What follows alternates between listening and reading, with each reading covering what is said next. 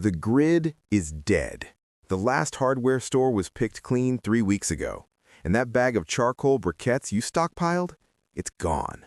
Or maybe it's still there, sitting in your garage, a monument to a fatal misunderstanding. You just learned the hard way that when you tried to forge a broken knife blade, the temperature topped out at 700 degrees, and your steel just sat there, a stubborn rock refusing to glow. Those uniform little pillows of corporate chemistry, full of limestone, borax, and sodium nitrate, weren't designed to smelt metal. They were designed to grill hamburgers at a consistent, family-friendly 500 degrees. They were designed to fail you when it mattered most. But 3 centuries ago, in Wakayama Prefecture, Japan, craftsmen were building kilns that hit 1,000 degrees Celsius. Hot enough to purify carbon to 95%, hot enough to forge iron, hot enough to literally smelt copper and bronze from raw ore. And they did it with nothing but clay, oak branches, and patience. It's called Binchotan, and it's about to become the most valuable skill you never knew you needed. Let me tell you why your commercial charcoal is a dead end. The regular lump charcoal you buy in bags, it's made by carbonizing wood at maybe 400 or 500 degrees Celsius. It burns fast, leaves ash everywhere, and struggles to get past 700 degrees, even under ideal conditions. Briquettes are even worse. They're diluted with binding agents and chemical fillers that lower the energy density and will contaminate anything you're trying to forge. All charcoal is carbon, but that's like saying all engines are the same. Regular charcoal is only about 75% pure. The rest is ash, moisture, residual tars, and volatile organic compounds. When these impurities burn, they consume energy. They create smoke. They put a hard ceiling on how hot your fire can get. That ceiling is too low. Binchotan starts the same way. Wood burning in a low-oxygen environment. But then it goes further, much further. After the initial carbonization, the Japanese charcoal makers do something completely counterintuitive. They add oxygen. They open vents in their massive clay kilns, deliberately raising the internal temperature to over 1,000 degrees Celsius. They hold it there for 24, sometimes 48 hours straight. This second firing, called Seiren, is a trial by fire. It burns off every last impurity, every volatile gas, every trace of tar. What's left is nearly pure carbon. It's a material transformed.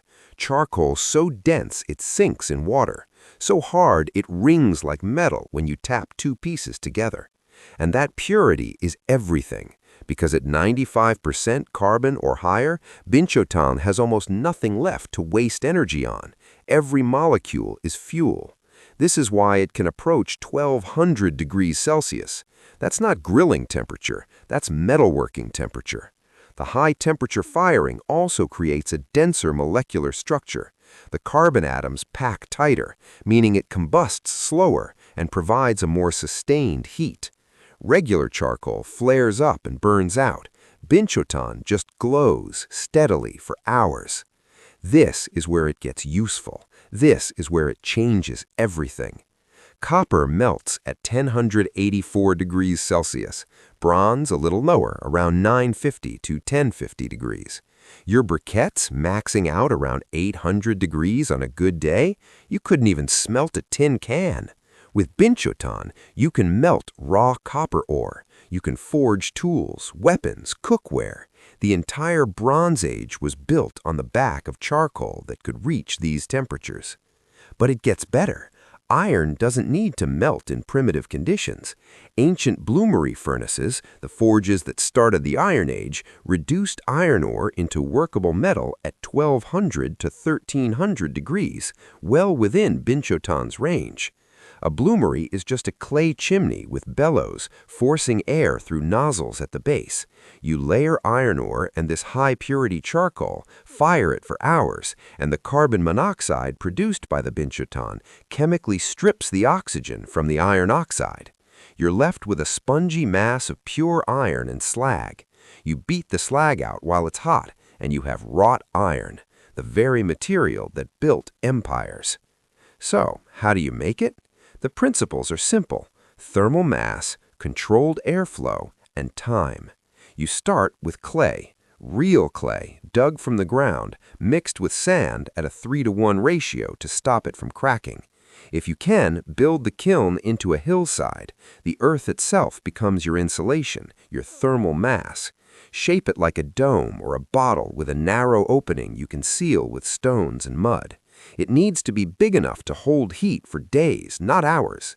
Critically, you need 2 sets of openings: lower vents near the base for oxygen intake and upper vents or chimney for exhaust. These vents are your controls. Phase 1 is dehydration and carbonization. You'll run the kiln for 7 to 8 days at a low temperature, around 200 to 400 degrees Celsius, with the airflow restricted. You're just driving off moisture. You watch the smoke. When it turns from white steam to thin blue wisps, the wood has become charcoal.